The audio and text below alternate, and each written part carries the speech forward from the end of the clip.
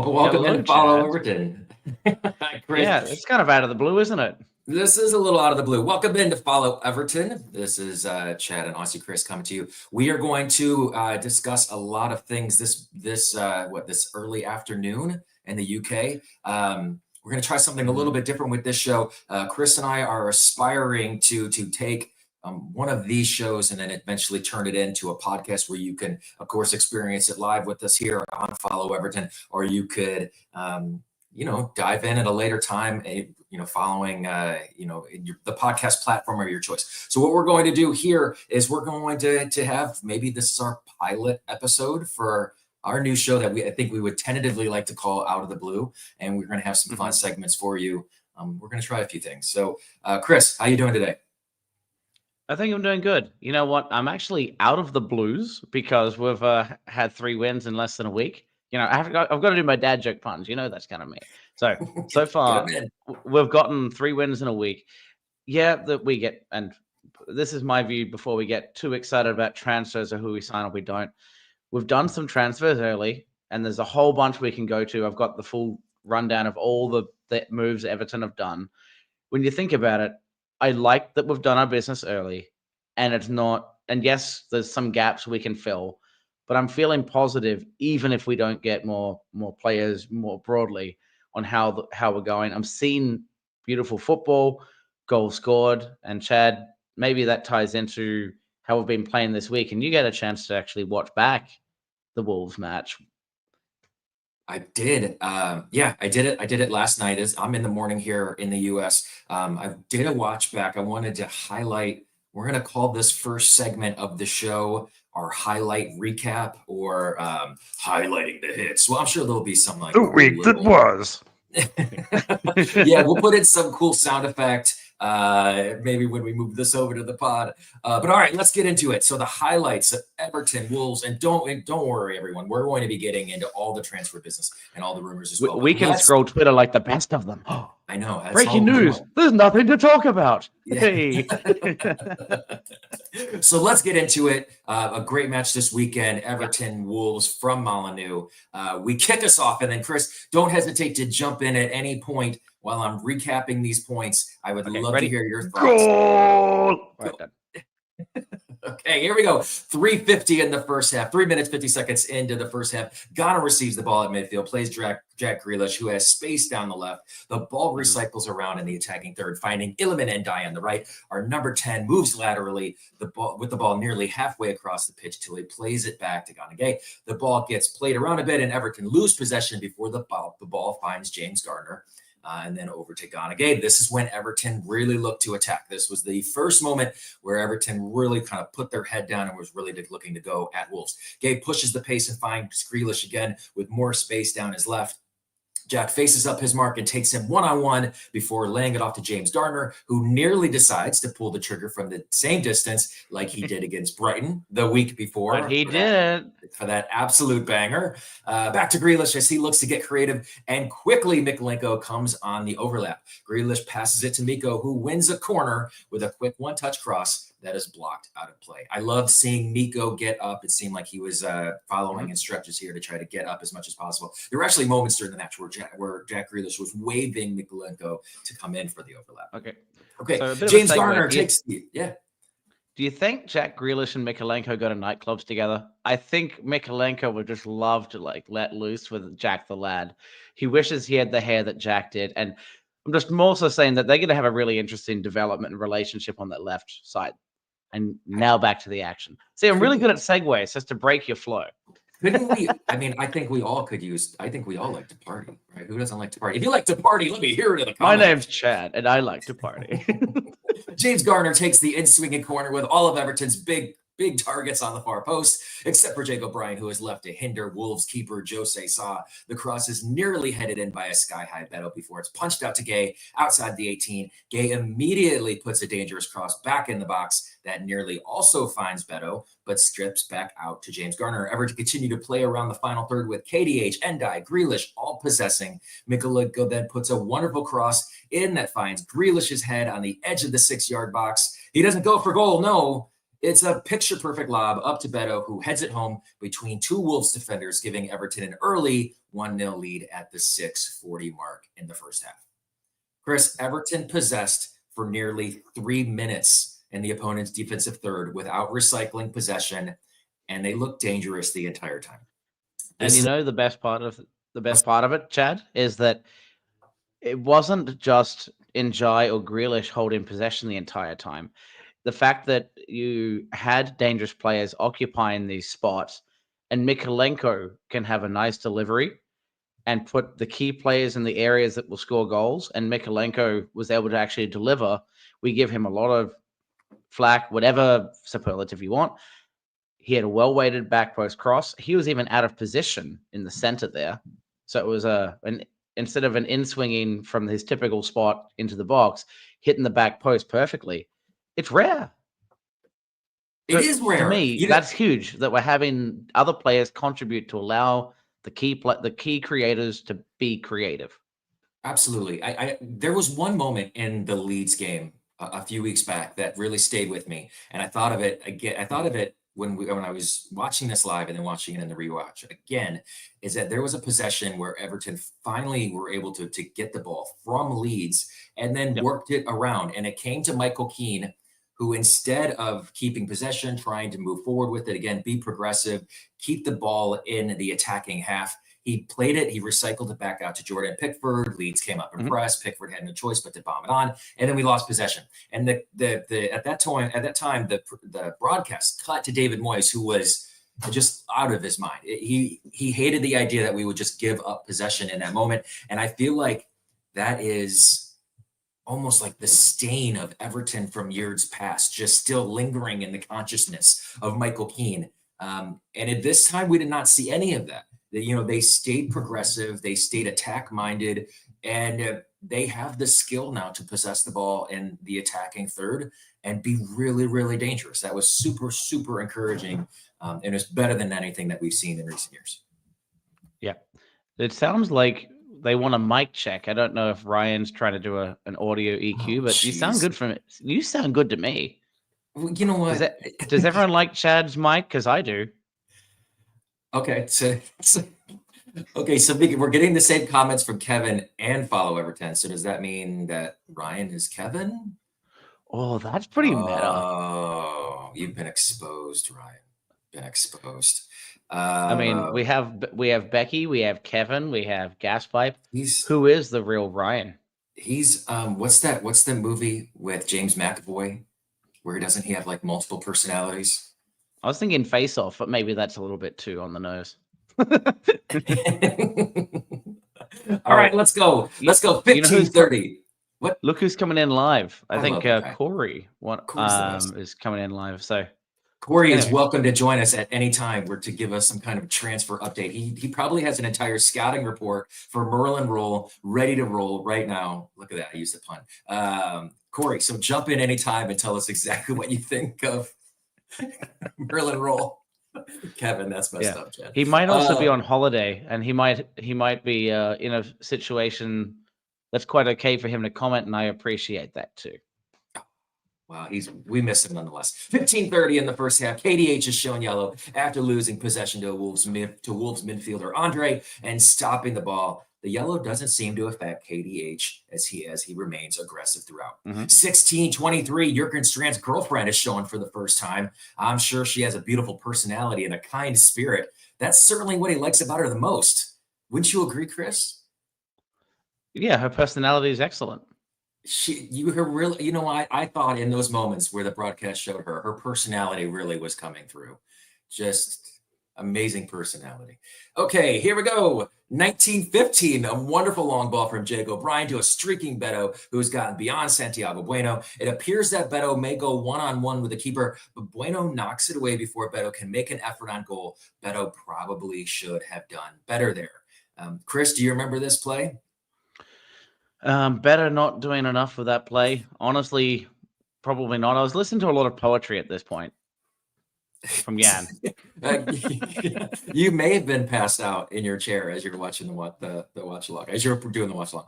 This to me is where we see some of Beto's limitations. He, of course, is great at running onto a through ball and shooting first time. But when he's asked to take the ball down and get a touch, find a shot, it's really where his abilities are a little limited.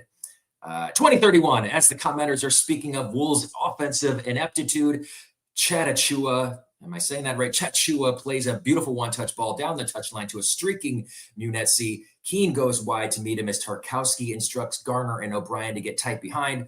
The cross comes in and Pickford appears late to react. Huang sneaks between Garner and Tarkowski and runs onto the cross as Pickford is caught in no man's land and Wolves equalize.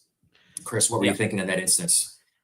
I was thinking, and I haven't had time to look it back, honestly. I've had other things going on, but Mikalenko, a little bit out of position. Michael Keane doesn't have the leg speed to chase, but also at the same time, there was a mix-up, I'm not sure why, between Garner and Tarkowski on who is picking up Wang, I believe.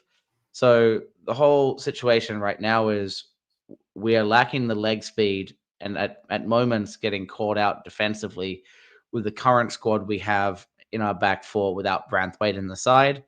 So this would be a tie-in to maybe later. If we have the likes of a Nathan Ake who's available, who's comfortable being in a central position but knows how to occupy the left back slot in a flat back three of Man City, you may not have the same kind of challenge as you do as a Michael Keane filling in that spot. Yeah, there was a lot wrong in this moment. I have here in my notes that, there's a lot of blame to go around. Mikalenko gets caught out of shape by attempting to challenge Chechua, who immediately plays an incredible one-touch pass on to the streaking, what was his name? That doesn't matter. Regardless, there was a lot wrong. Jordan Pickford really, really late to react, and James Tarkowski is quite lazy in his attempt to get back and really face up play. So poor on several different accounts. I don't want to put too much blame on Mikalenko here, only because he made another commitment like that later on in the game, and I saw Jake O'Brien doing it as well. It seems like the fullbacks were instructed defensively to still contest in the midfield if possible.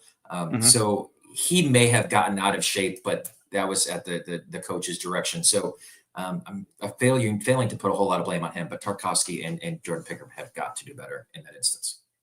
Yeah. And I think what Everton are going to be trying to do, and I think the setup we're seeing with the current Everton squad, we are trying to press a lot higher than I've seen last season under Dyche and all. So we want midfielders, we want fullbacks to be able to press higher and box in the squad, or the opposition team, which means you need to have players able to play a higher line. Tarkowski and Keane that's not always their strength. Tarkowski, it's body on the line. Keane, it's with the ball at his feet. But that is something that you have to take a risk on, to have a high line like that at times. And I think that was a moment where we got caught up. Peter Duggan weighs in. Our defense should be back into shape after the international break. Fingers crossed. I'm with you on that one, Pete.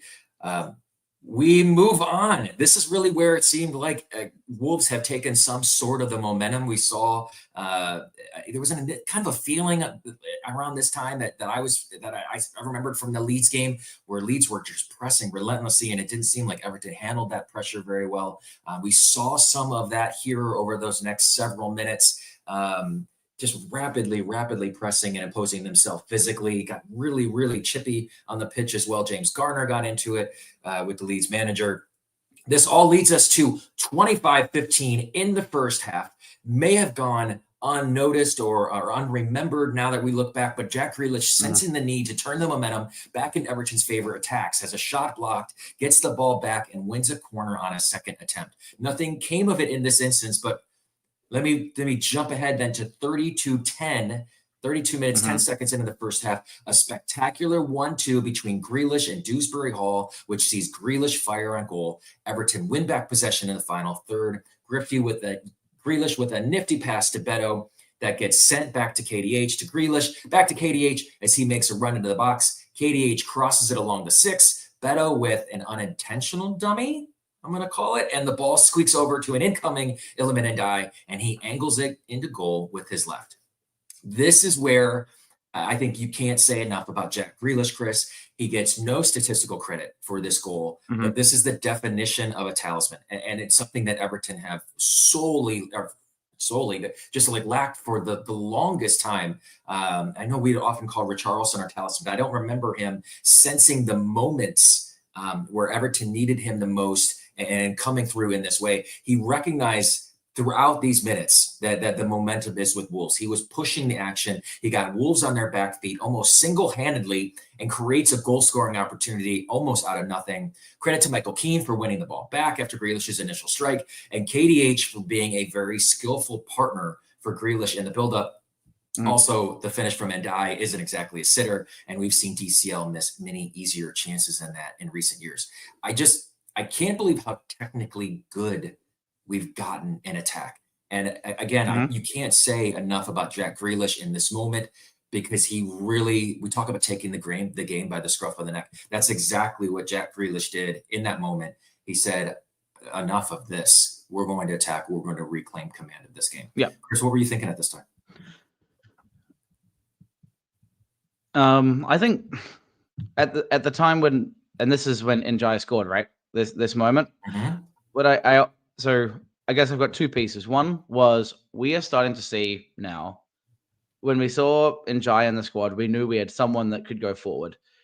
And when we saw Dewsbury Hall get one of our signings earlier on before the season started, we knew we were trying to bring creative players in. But I think, as you're saying, we are giving him the credit, and everyone knows Jack Grealish coming in to Everton has allowed for the likes of Ndiaye and Dewsbury Hall not to be the sole focus of attention for the opposition, which has allowed the game to open up, because Grealish occupies two defenders half the time. So now because we have three players involved and build up a lot of the time, it's huge. We can actually have cutbacks, and let's see. And we basically have overlaps, cutbacks, and in this case, Ndiaye has been amazing on that right side now. Being aware and knowing where it's going back post, and we've seen a couple goals out of this. Right? You think of the first time Grealish was involved against Brighton, it had a very similar feel to it. That basically he knows where to be in the back post now as well. So we have someone menacing on our right. So the right wing that we are so worried about, because we have Grealish on the left, now we have Ndiaye who's comfortable there. And all of a sudden, we have width. We have a left side, a right side, and a central side to score now. And I feel like I'm watching an Everton side I haven't seen in quite a long time, who can score consistently. And I'm just over the moon. It's wonderful. It feels like we're watching a different team entirely. All right, we're off to halftime. Back at 45-40 in the second half. Back from halftime, Gay wins the ball on the edge of the attacking third, and Everton have numbers. KDH to Beto in the box, who clearly lays it off to Gay. Gay takes a touch, shoots, it's blocked, but the ball finds Ndiaye, who puts it in the back of the net. Ndiaye is clearly off, however, and you have to wonder if Gay doesn't take that extra touch, if the result is a bit different. I was really frustrated in this moment. And then there's another moment later on that I'll get to as well. For as great as Gana Gay is in many elements of the game, you almost feel like he clinches up. He gets tight, especially in that final third. We've seen how countless numbers of shots just go far over the crossbar. And you can see it here. He gets a little tight, I think, because, he gets a little tight. And yeah, he takes an extra touch, looking to be perfect rather than good, and it gets blocked. And Everton don't make anything of that situation. Yeah. There've been rare moments in the last few years, and it hasn't been last year. Like 2 years ago, he scored against Brentford. I think he scored against Wolves that same season. We were scoring goals, and he scored against Palace that same season. So he had all of a sudden was being able to knock balls in from the midfield, but that is not a consistent aspect of his game. And if we're looking for other signings that could tie that in, I think that's where we are looking at the Bundesliga midfielder potentially is someone that can hold on to the ball. I don't think he's as robust at tackling, but you want someone long-term to be able to consistently shoot the ball on target, shoot from range, and keep them nervous. Gay, that is not his forte. He has other aspects, but every year it's a little bit slower getting to the ball, and it is frustrating at times. But we need someone like a Ghana Gay in the squad, and if it isn't him, it's somebody else. Eric Burnham for us kind of does a lot of the chasing and tackling that Decore did in previous seasons, but he hasn't gotten on the goal sheet or tally at all from my memory either. So if it's not Ghana Gay in that role doing that, who else do we want occupying the number 27 shirt, or that's right central midfield slot? It's a great question. Chloe Blue Nose, screenshots of technical work would be good. I agree. Screenshots would be really nice. However, I am asking here, I'm trying to paint a picture with words and asking that you think of the game in your mind's eye as we break this down verbally. Yeah, screenshots would be great. It's a lot of work. So yeah, maybe in broadcasts to come, in shows to come. All right, we're gonna move on. 54-17. Well into the second half, Everton turn rolls over and Gay comes onto the ball at the halfway line. He quickly plays Grealish, who is in space. Grealish turns, drives, making Agbadu commit to him, and immediately plays a lofted pass to a streaking KDH on the edge of the 18. KDH runs into the ball and smashes an absolute worldie. Top bins. It happened in an instant and left us all stunned. What were you thinking in that moment, Chris? I mean, I was sitting down, so I couldn't jump in the same way. But I thought about partly Jack Grealish is left-footed, right? Or am I mistaken on what is Jack Grealish is right-footed. KDH is left-footed. So it was his right foot, but he came in, tucked in on his right, and then did a real excellently weighted chip. You have someone willing to commit forward in Dewsbury Hall in this situation, who's fully committed, and basically took it off the half volley. I think it bounced once and he struck it. And I think what stood out more was his giddy celebration is exactly how I felt at that moment. He's kind of got the arms kind of skipping along. That was so joyous. And I felt related to the guy. I think we all did. And that showed at the end when he goes to the crowd to give his shirt away and they pull him back just to give him, the headlock and the love that we've had some fun with on social media, but that we absolutely adore. You're not supposed to fall in love with a lone player like this, but it's happening. If only it was a loan with an obligation to buy. How about a loan with a reasonable obligation to buy? I can't imagine us paying $50 million dollars. I said dollars, 50 million pounds for a 30-year-old left wing. Yeah, that's sterling to you, Chad. Anyway, my apologies. I try not to do that on this show. Okay, 58-39. We again see Jurgen Strand Larsson's girlfriend. And Chris, I believe she rescues sick, homeless puppies and actually nurses them back to health. Certainly that's the reason he's with her. I mean, that could well be. I mean, I've heard that Travis Kelce is about as relevant in the American media space. So we are over Travis Kelce here, but I am not over Jurgen Strand Larsson's girlfriend. I will tell you that. Well, here we go. 62-13. Everton turn rolls over again. Grealish sends KDH into a ton of space, and Endai is racing in from the right. Endai plays Endai late, and behind him, Endai lays it back to an oncoming Ghana Gay. Gay again hesitates, takes a touch, and sees his shot blocked. Instance number 2. Any thoughts there? Shot blocked, too slow to pull the trigger. I appreciate he's willing to take shots, but maybe it's a matter of not being in rhythm with now an actual adaptive team in front of him. Maybe it just takes time. 69-16, Hugo Bueno receives a long cross inside the 18. Elamendai meets him. Their legs tangle as Buena attempts a Cruyff, and Buena goes down, calls for penalty on Endai. I feel like if Buena brings the ball down better off of his chest and controls the ball rather than trying to chase it down and then do a Cruyff move, then maybe a foul is given. But because he isn't in control of the ball, Michael Oliver isn't as giving. And that certainly could have gone to Everton in that moment. We've seen calls go against Everton for less. So were you surprised that we did not see a penalty here? I think so, but we're so used to getting penalties against us this season. It's fitting to say we don't get one against us, so that next week, hey, you can't complain. A penalty wasn't given against you at Wolves. But in all honesty, I don't think it was a penalty. But I'm just glad we finally got something that went our way.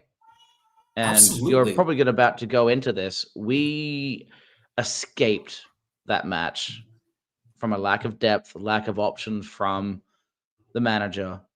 And there was a strike on goal from a save from Pickford that you're about to probably bring up. And we got away with one at the end.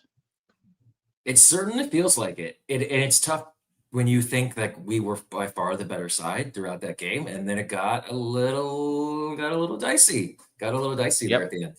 75-15, Barry and Irabunum come on for Beto and Gay. 78-16, Wolves attack quickly after a throw-in following an errant Jordan Pickford long ball. Irabunum nearly breaks up the play, but the ball comes out to David Wolf, who curls across right at the 6 in front of goal, and Rodrigo's Gomes is there to bring Wolves one back. Miko never checks his shoulder and has no clue Gomes is coming on. He moves out of Gomes's path to kick the ball with his left, and Gomes is left with an easy finish.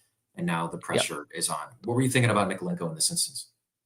I'll bring that one back up in a second. Mikolenko, it's a tricky spot for a fullback. Not claiming I've played at any level like this, but one of the most awkward things to do as a fullback is watching, let's say in this side, someone from the left, from the left wing, they're cutting back. You're keeping an eye on where the defensive line is, where the player is in front of you. You've got Keane right about there. You know someone's coming in from behind you on your left shoulder. So you're trying to figure out when to look left, when to look back forward, when the cutbacks come in. And his communication with Keane was not good enough. And I'm not sure if that fully ties in, but there's this feeling that Mikolenko didn't know when to come forward. He felt out of place and out of sync with Keane. It's certainly on him that he should have just, you know what, don't worry about Keane. I'm going to cover my back post, and that's my job. And if the ball gets through Keane, I will be there anyway, and I'll be there first if I'm keeping an eye on my man. I think he got caught in about 4 minds, and it was obvious by the time he came.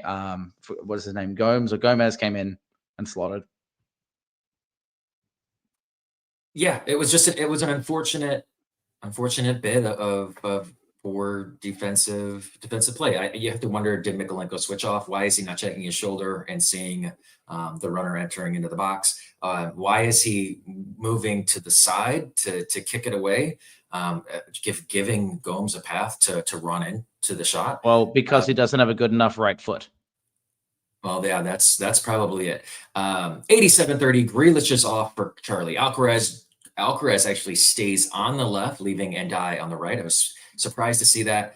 93-25, Wolves in possession with Everton packing it in. Ball into Bellegarde on the edge of the 18, and he fires at goal, and Pickford pushes it away. Gomes comes onto the ball, and he sweeps a shot just wide of goal. I think at this point, we were all a little tense and sensing the possible worst. But that turned out to be the last moment of hope for Wolves. 94-35, Seamus Coleman comes on for Ndai to use precious seconds as the clock ticks away. This takes nearly a minute of time. And then finally, 96-44, Michael Oliver blows the whistle, and Everton have 3 points, or 3 wins on the bounce and 3 points to show for the effort. Still feeling pretty good despite everything we said. Yeah, and I think feeling good, which is a weird feeling to be.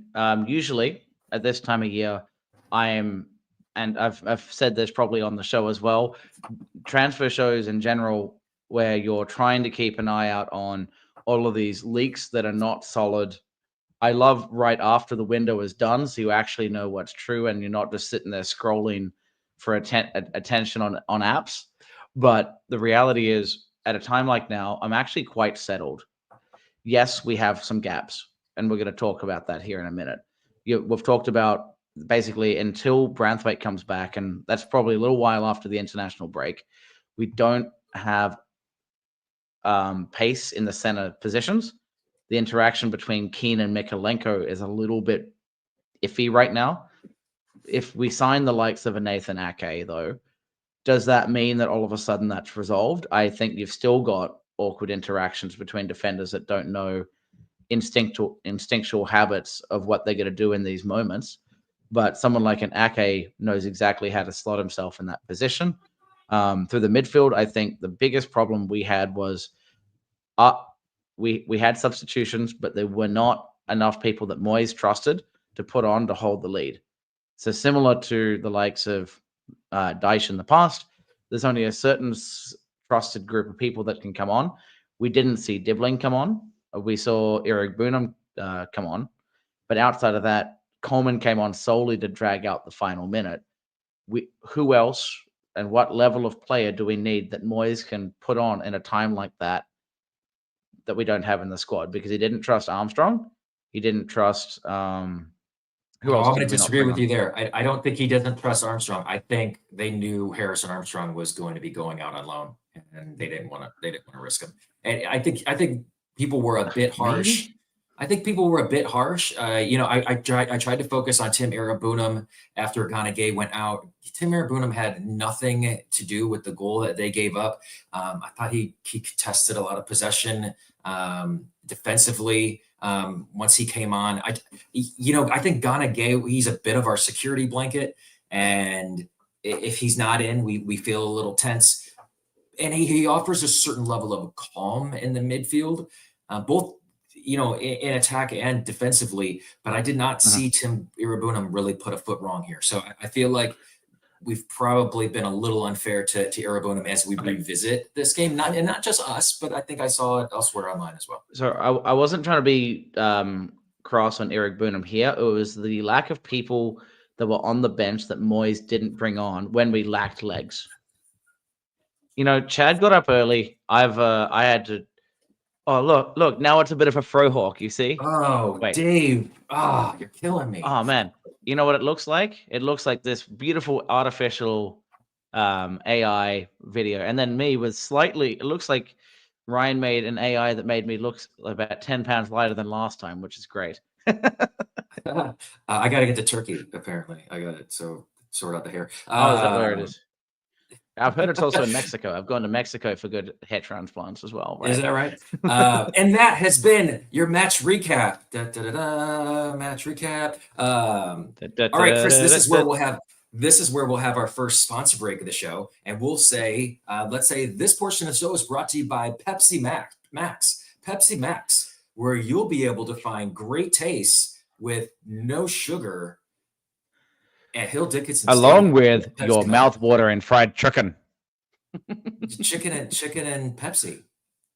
Chicken and Pepsi, says Peter Reed. Okay, we are now on to our second block of the show. Let's talk transfers. That's what everybody wants to talk about. We have news. We have news coming in potentially. Merlin Roll maybe joining the Toffees. I think he's on Merseyside for a medical today. We have a right back that's been rumored from Norwich. There's been other news, other rumors as well. Chris, do we think anything is going to go down today? I mean, I think Merlin Roll is probably the most likely. If the fullback from Norwich, and I'm blanking on his name, I know you just said him. If he comes in, cool. But if Dibling isn't starting right now, are we really bringing in a young right back? Ryan really likes this microphone. I don't know. I tested the mic before. I tested the mic yesterday, and it worked fine. I don't know what's going on. We're just gonna have to deal with it. Okay, Merlin Roll. So this is 24 minutes ago from Sky Sports. Full agreement has been reached for Merlin Roll. It is a loan with an obligation to buy for 25 euros. What is the transfer? 25 euros, man. That's almost cheaper than Coleman. What is that in pounds? Probably so 20. Breaking Merlin Roll to Everton is a done deal. He will join on loan with obligation to buy. Medical is taking place right now. So we should see an announcement for Merlin Roll very soon. I love it. I think it's a bit of business. You could tell that David Moyes was really concerned about AFCON and Gay being away for several weeks. They certainly have a plan to cover for Ndiaye when Ndiaye is out at the same time. But this is going to provide the needed security and coverage for Gay when he leaves on AFCON.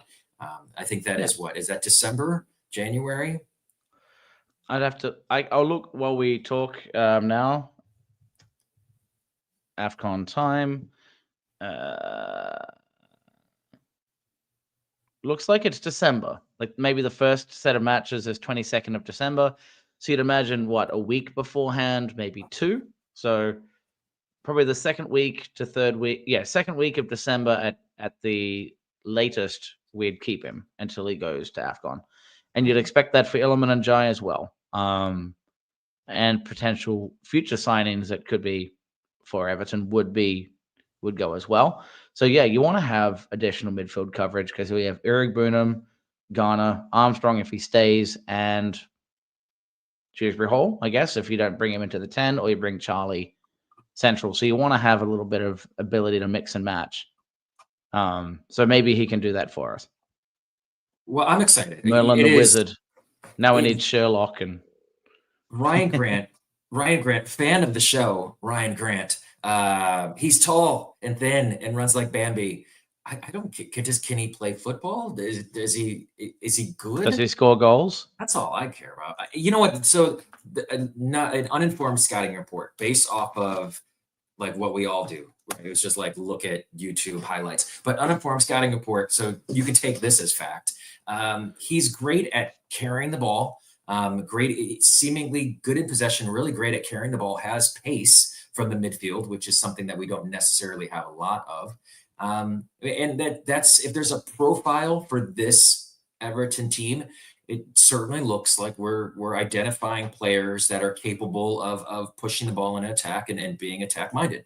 And Yep. If that's who we have here, if he's going to give us an attacking kind of dynamic that Ghana Gay doesn't present, I think that's a good way to approach this. Hopefully we don't lose anything defensively with the 23-year-old Merlin Roll coming in, but I'm very you're about to say Marilyn Monroe if you're not careful. Marilyn Monroe.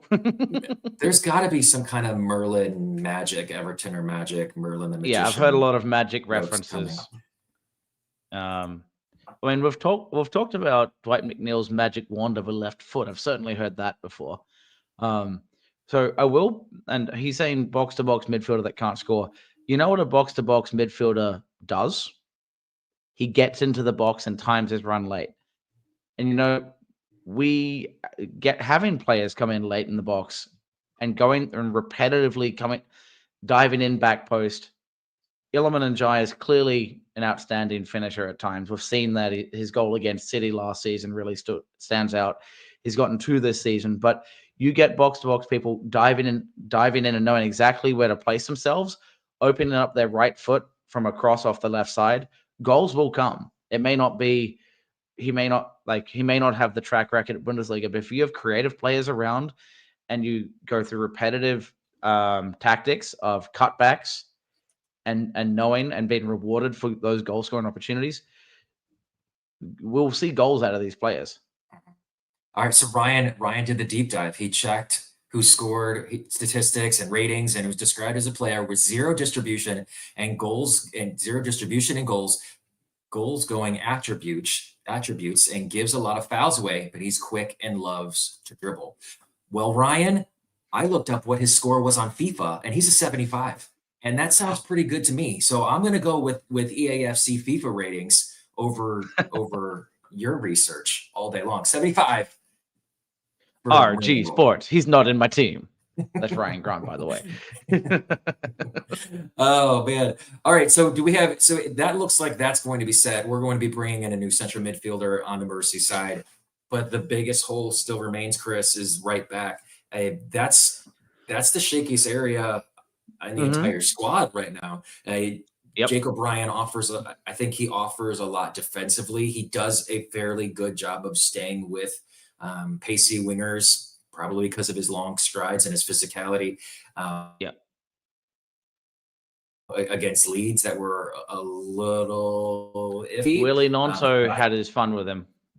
He did have a lot of fun with him. But I thought he held up fairly well defensively. It's just in possession, he does seem a little shaky as well. So, it's certainly an area where you can upgrade. And I've heard other comments too and say, when you play a center half out of position and right back, you're really leaving 2 positions vulnerable. You're not bringing in the cover on the right, in the right back slot that you need. And then you're also leaving us thin at center back. And especially when we have Jared Branthwaite, who is injury prone, and James Tarkowski, who is no spring chicken, and coming off of a pretty bad injury himself. We are a little short. And Tyler Aniango is off to, I believe, Stockport on loan. Yeah, we can't afford to put Anyango at right backs. I'm sorry. And there's a lot of he struggles with pace as well. He was never going to be there. Sorry, I had to say that. I don't think Anyango was going to make it. I don't. He's there's been, I think, managers in the past that have found him interesting. I believe he's a converted center defensive mid that they moved to center back. He's got good size, so they potentially wanted to see him there. We'll see how he does at Stockport. Maybe he turns into a player. I don't know. Yeah. So Chris, this is interesting. Are they shooting a movie in Liverpool right now? The new Clayface movie from DC looks like they may be shooting this in Liverpool today. So hey, yeah, if you want to know get who would a be able to movie, answer that? The chat. We can have a blue nose Chloe who's upset about the failure of a window. Maybe she can look out the window and let us know what she sees in downtown Merseyside. And maybe there'll be a ruckus at 7:01 after the transfer window closes, earlier than usual, as we know. And yeah, I'm not sure, honestly, Chad. Sounds like Wes, who we know, who's Wes, I've been filming all weekend. Well, Wes, you got to get in that thing. Get down there. Tell him you want to be an extra. Let's go. Let's go. Wes and Robbie should just walk up and go like, "We're too hard, fellas. We need to fight Batman." And then it'll be like, "I was born in it," and you're just like bringing them out in like Bane mode. Well, hey, just to put it, so the Bobble also 19 minutes ago. So this is a done deal. The deal is now sealed for Merlin Roll, loan with obligation to buy just over 20 million pounds, being finalized between Everton and Freiburg. I think the one thing that makes me feel a little bit better about the signing, I know he is almost a mystery player at this point, is that two different Everton setups have looked at him and been intrigued and made attempts to acquire him. So a year ago, Kevin Thelwell and his regime had identified this as a player of interest and certainly pursued him. And now we have an entirely different footballing organization, and they have still identified this player as someone who could help Everton. So, and I think Kevin Thelwell is a pretty good judge of talent, as we've seen, not only in the players that he brought into Everton that did have a certain level of potential, but the ones that got away, there were far more that got away because we didn't have the Kudus is one that comes to mind, as we know. That one hurt. So the other positive, Chad, is we are signing someone, and it's still comfortably daylight in England. It's not midnight, and then it's basically, look, we signed Charlie Alcaraz. You should be so excited. He's done well for us. We're happy for it, but wasn't that that was an eventful signing window compared to a lot of these. We had Charlie come in last minute, and half of the work that Everton seemed to be doing was just the promo video of Charlie coming in, and that was like all of the work they seemed to do in the end. They just decided, well, no one else is coming in the door, batten down the hatches, get that done. The fact we're getting this done so early, at least that means we're ahead of the game compared to what we have been previously. Yes, we can talk about right back. I would love the likes of an Axel Disasi, who seems maybe he's third choice right back, and there's a lot of center back options at Chelsea. That's the kind of player that I would love to see, but is that too expensive again? Because there aren't too many right backs on the market for whatever reason. I would love someone like that. But if we can't get someone across the line because there just aren't right backs on the market for whatever reason, Veltman doesn't go because they want to have depth for Brighton as well. At least we've got depth, and we're committing to some players early, so it's not such a scramble at the very last minute to get some players over the line. We're seeing steady progress of signings. I'm not like just a pro Everton spokesperson, but there's something different right now that we're actually signing people early. Yeah, is it early? Well, you could get one more out. But didn't they change the transfer window timing? Yes. So it's I believe 7 o'clock at night now instead of midnight or what have you. And you can, of course, do a 2 hour. You can go until I guess 9 o'clock now with that sort of like transfer sheet or slip with like, sort of saying we have made the commitment for the signing, but you've gotten like a 2 hour extension after the deadline closes to complete deals. But it's still that they have moved it early. I think it was something they when I was reading up on it, it seems like it's a fair rate for the actual like people involved in the club, so they can go home in a reasonable time. The reality is, it is always going to be a scramble to the deadline. You can change a deadline, and it's always going to be a scramble. So if it's midnight, clubs have had a lot of time to figure this out. So it's more like the deadline pushed back a day, and the reaction to the clubs that want to get stuff done and are bigger, and the fallout from the smaller clubs. That is always going to be the case. It's just now everything's pushed 4 hours ahead of time. Chris, embrace the No, positivity. thank you, Gaspipe. That's exactly it. Yes. Absolutely. Hey, let's do a I quick understand. rejoin. You're watching Follow Everton. Thank you for watching. Make sure you like, subscribe. There is a way to follow us and help support the show as well. We hope you do that. Yeah. This is going to be a new show that we're going to try to do weekly out of the blue with Chris and Chad. It's going to give you some Aussie American perspective on Everton, provide you with match recaps, talking about what's currently happening in Everton and look forward. Chris, really quickly, let's go through some of the other open items that we have yet to discuss. Harrison Armstrong going to Preston North End. What do you think of this news? Well, and I think Corey talked to this and his opinion on where we see Armstrong. I if he's going back to the championship, you don't want him just being where he was at with Derby, where it's just an absolute slog, maybe playing 11 man behind the ball, trying to scrape results. Preston have been at minimum mid-table, if not competing for playoff spots for quite a few years, right? They are So at more least ambitious than Derby, for sure. ambitious or really, capable of getting the results, that's slightly different. You can be ambitious and fail at it. They are consistently competing to get to the Premier League and in the playoff hunt. yeah, I think you're absolutely right. So thank you for that.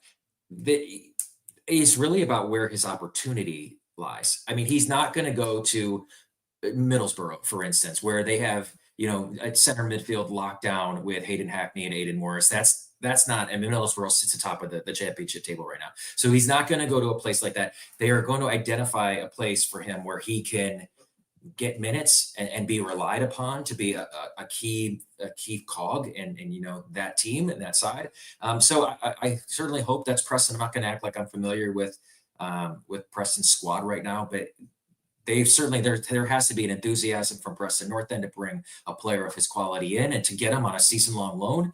I imagine Everton have the option to bring him back, to recall him if needed. But I think this is exactly what he needs. I personally would love to see him go to Coventry and play under Frank Lampard. I mean, what better that'd be cool. what better midfielder would there be to learn from than Frank Lampard? Yeah. And he's doing, all jokes aside about what his time was like here at Everton, I absolutely love Frank Lampard as a player and as a human being, and I wish him all the best at Coventry. I wish he would have done better here. And then lastly, Nathan Patterson was on his way to Sevilla. It looks like he was going to be the coverage for Juan Lu. I'm not going to pretend like I know the last name of their right back that was rumored to go out. That hasn't happened, has it? It seems like they're just backpedaling. I think that deal has fallen through, and then now it looks like Nathan Patterson is not going to move to Sevilla, so he's going to be coming back.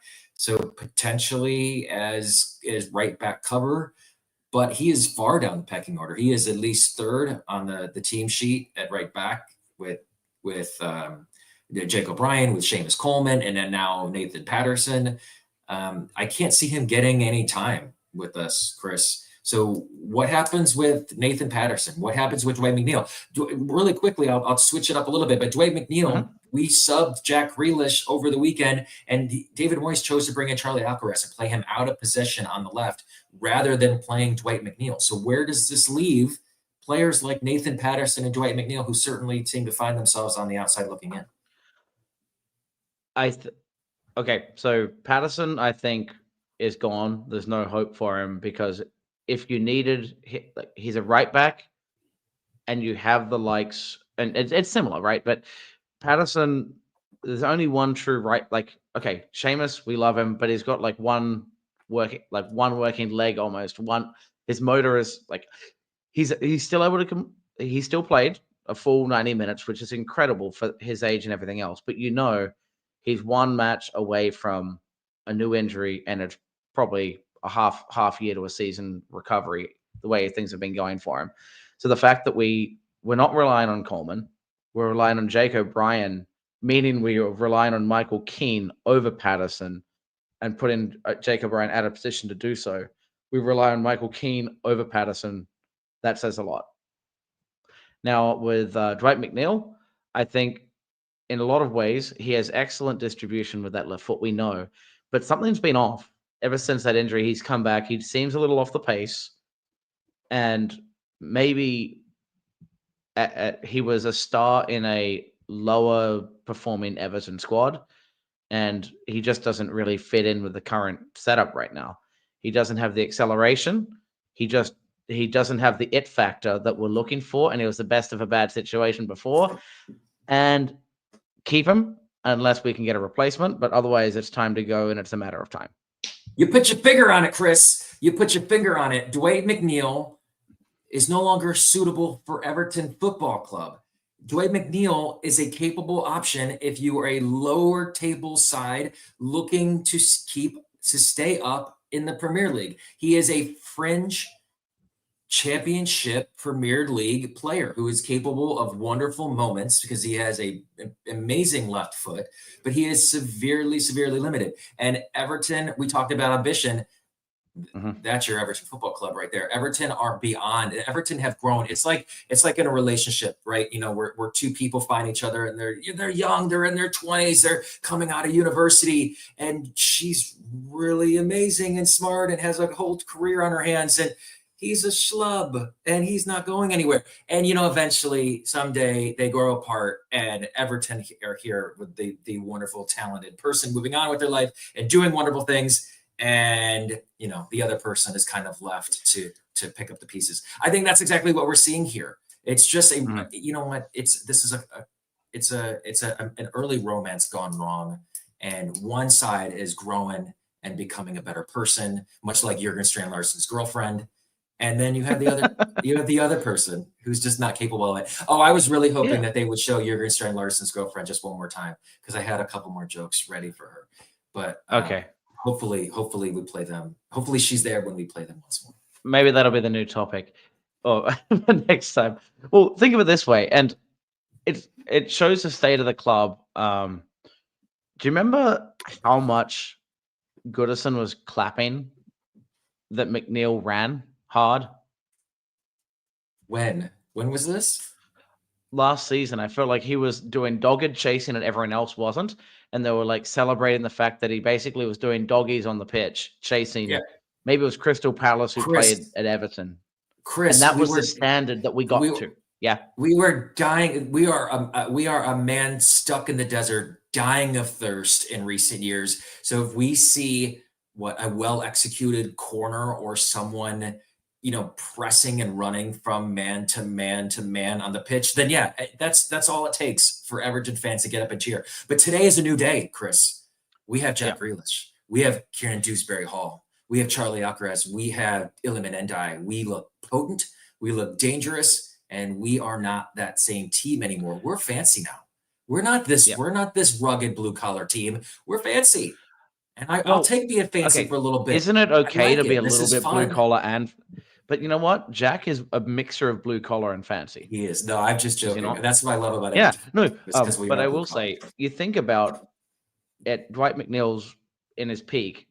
You think of when we needed a result out of the blue, we won. Was it 4-1 at Brighton? Back when Iwobi was there, and we beat them in those old pink fluorescent outfits. That goal he scored against Brentford early on, and we held on for a 1-0. I think he's scored some brilliant goals for us, some excellent deliveries to the back post. He's probably, in many ways, still our best left foot set piece deliverer of the football. It's a bit like having a Ward Prowse in your squad. He is Mhm. not. You have better players in certain ways, but at times his skill outmasters everyone else. But for open play, he's surplus. We're Cavalier, and I'm loving it. Gas pipe, absolutely. It's fun. It's a ton of fun. All right, Chris. Yep. I think that wraps up the transfers. It looks like so the Norwich right back, Kellen Fisher. There were some rumors from Alan Myers. I mean, it doesn't get any more knowledgeable about Everton than Alan Myers and Paul Joyce. I think that name was floated around. So, but that was shot down a couple hours ago. That Everton have had no contact with Norwich over Kellen Fisher. So we'll see if anything comes of that and if Everton are able to identify a fullback. If it's happened, then let me know. But as of right now, there no right back is on their way to Merseyside. Oh. We're less Cleveland Browns and more Dallas Cowboys now. Well, you know why I'm asking this? Well, we've had the Desperate Scousewives. Is there a new show because the real Everton is back? I don't know. The Dallas Cowboys are a bit of a mess as well. So I don't know if we want to be either the Cleveland Browns. I live in Ohio, so I am. It's pronounced Norwich. Yeah. Is Norwich. How do you say it? Just someone has to jump on and show me how to say it with the Scouse accent. There's no witch around. Oh man. Oh, the W is silent. See, this is why I need you. Wes, jump in. Let's go. All right, we're going to quickly move to our final segment of the show, Chris. And this is the Out of the Blue segment. This is where we ask each other random questions that we did not know was going to come up, and we're going to struggle to answer them. Chris, do you have an Out of the Blue question for me? Because I got one for you. Okay. Right. If Jack Grealish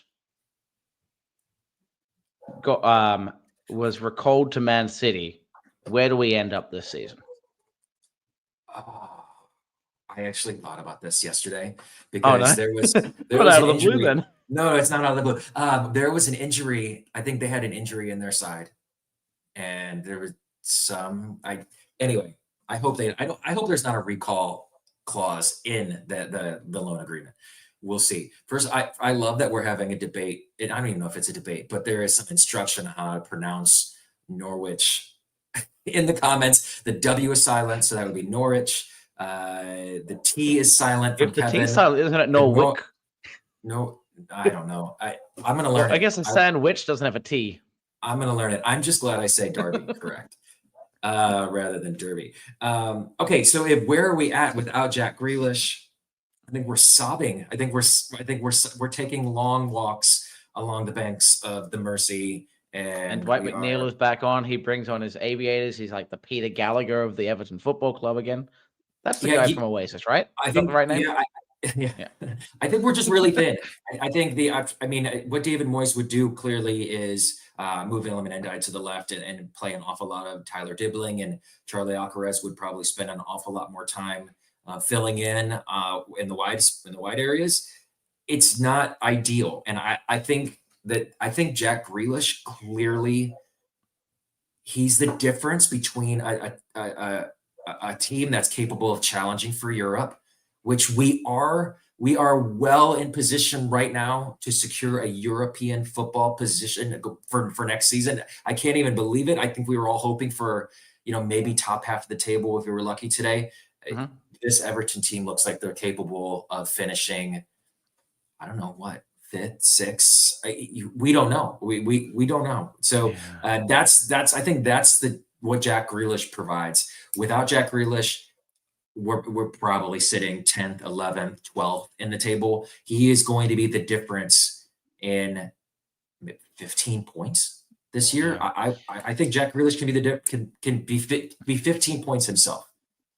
Because I know it's not as simple as this, but do you think about the preseason, Roma, and I suppose to some degree Leeds, how different those games feel, and the trajectory of Everton this season compared to this week. And Jack is the key cog of that difference. So we're talking about we can be around Europe if other teams are fluttering. Yes, Newcastle bought a bunch of players. Do we want to talk about Liverpool? No, not really. Let Isak just go away.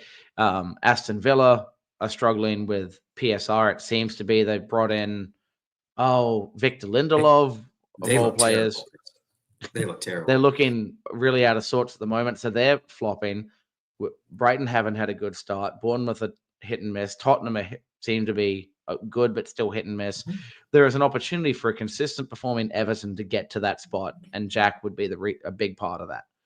But as we're saying, if Jack is not available for some reason or another, I think we probably end up 15th. Oh, wow. Okay.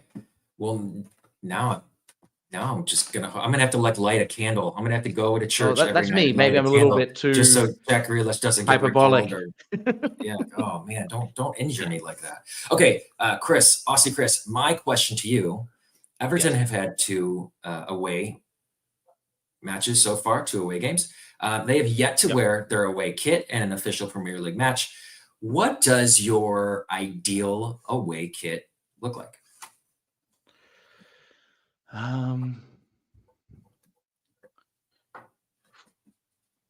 Because we know what the away kit is meant to look like this season. Okay, so that's in the away kits that I've liked the most in recent years. It's something that has that obnoxiously bright pink, like hot pink, but a bit fluoro. But if it's just pure pink, it's a bit too much. I'm really liking the bright yellow as well. So something that's pretty bright, I've enjoyed. I didn't like the boys in striped pajama gray kind of nightgown outfit from a couple years ago. So I don't want to go kind of too drab and gray. I think I'm going to go with right now. I know that's maybe a cop out, but I got that bright yellow training outfit last year. That bright yellow with the really dark trim of like sort of navy pants. I think that outfit is really sharp. No team in the Premier League actually goes that. I mean, okay, Brighton go bold all the time with their alternate kits. Robbie and Wes were watching the pre-match for Brighton and did not understand when I showed them the starting lineup and thought they were showgirls wearing pink, right? So they were a little bit like shocked on the color scheme. So it's a little bit edgy. It's gonna rub people a little bit the wrong way. And I think back to when Everton back in the Cahill days wore that black with the pink stripe on it, and you're like, we're beating someone in pink. It just feels amazing. And now yellow, which is my answer to you, I think the away kit that's yellow and bold with a dark kind of tone to cut the flare a little bit and keep it an organized look. I'm really liking that type of design. So I think Everton with Castore have really nailed it right now. Well, Castore, if you're listening, just know that you can always consult Aussie Chris for all of your kit creation concepts. This color of orange would be kind of fun, but maybe it's a little bit too drab for an away kit. I don't know. It seems bold. You know what, Chris? I'm a traditionalist. I would love an away shirt that is almost the inverse of the home. So like something like a white shirt with the royal blue accents. I love the idea of just the parallel of seeing one next to the other. I always thought that you could be Neil Mopay and just get the socks wrong in an outfit and basically have the away kit. So I'm always a fan of a white away shirt. Maybe we'll get that at some point.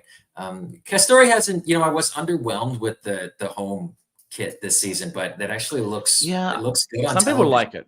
It looks I like last season's End of Goodison one a little bit more, the way it kind of shimmered and faded. And we both had matching Njai shirts. Absolutely. All right. Well, let's put a bow on this show. We'll be back next week, potentially for our first official episode of Out of the Blue, and we'll get the podcast feed set up so we make sure that you guys all join us again for that episode, and then find us again on your podcast platform of choice. We will be Out of the Blue and Follow Everton podcast. I'm so excited to bring that to you. And then Chris, maybe next week, schedule game, fixture game. What do you think? The fixture game. Why am I blanking on what you're asking? When we go through all the fixtures and we predict the results. Oh, right. Yes, that's what you mean. Yeah, but basically the game, the game of fixtures. I thought you were like, this is the feature. I thought you're like, this is. Do you want to watch the Game of feature game? I'm like, the feature game. Are we playing early? That's what I thought you meant. Yeah, This is we a can game do of the how many points are we going to be on by Christmas? We could do That's- that again. We're going to work on the title because how many points will we win by Christmas is a bit long as a title. And I don't know, fixture game doesn't have a great ring to it. But, We could call it the Advent calendar. It's a little early, but whoa, blew my mind on that one. All right, Chris, you want to we get us just out of here? open up the results, and it's like, oh, we got a yeah, we're turd. just- Oh, we got a every- chocolate. Oh, we got a turd, and that's how we get our forecasted wins. We just open up the results. Oh man, Chris, any final thoughts? I would say for those, and we're hoping for transfer news. We know the one result, and we've got Yan. Maybe Corey will jump on with Mabsy a little bit later on. So there'll be another show that's going to be transfer focused, and maybe there's more things to feature and highlight there than what we have right now. Where yes, we can talk transfers, but we're going to be repeating ourselves. So we've tried to do a bit of a mix show, doing a recap and having a lot of fun with this for Chad and I doing our old show style again. Keep an eye out for that. And hopefully there'll be additional news for signings. And until then, up the toffees. Up the toffees, Kevin Kraft blew my mind. Oh man, now we can't call it that because we'd have to pay you residuals. Oh, that's a brilliant name. Well, yeah. All right, Kevin, you got to start that show and then get us all to listen to it. The blew my mind. Yeah, that's pretty good. I'll be my first guest. I'll be your first guest. Blew my mind. I love it. All right, Chris, take us home. Hey, thanks again for tuning in, and we'll be back again with you soon. Hey, later on today, we have Yan and Mabsy. Yeah, it's going Yan and Mabsy, and potentially, it sounds like Corey really wants to be involved as the Scouse Romano, maybe? I don't know. He'll jump in with his sense potentially, but at least Yan and Mabsy. Yeah, that'll be a good show. So tune in for that, and we'll see you soon. Yeah. See you guys.